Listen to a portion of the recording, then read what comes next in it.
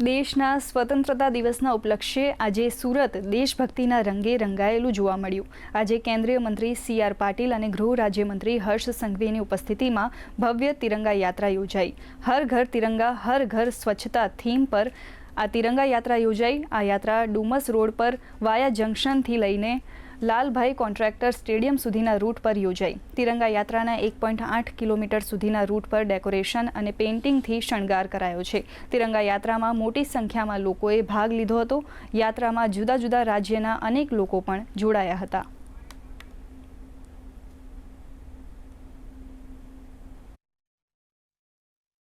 बहनों ने भाईओ हाथ में ध्वज लईने निकळ्या छे, पण आ ध्वजનું મહત્વ શું છે?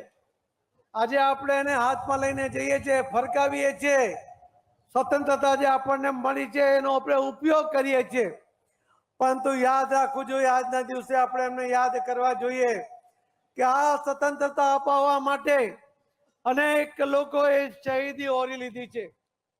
અનેક યુવાનોએ પોલીસની લાઠીનો માર સહન કર્યો છે।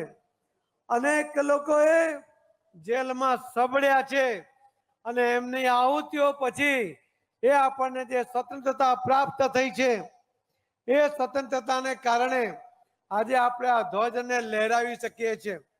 તો ધ્વજ જ્યારે આપણે ગૌરવભરી રીતે લહેરાવતા હોઈએ ત્યારે આપણે શહીદોને અને શહીદ આપનાર એમના કુટુંબીજનોને પણ યાદ કરવા જોઈએ।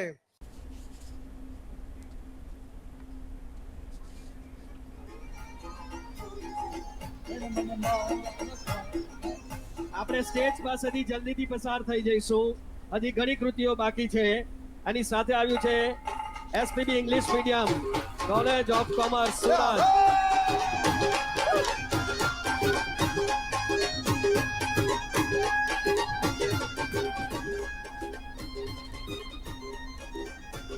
મહારાષ્ટ્ર સમાજ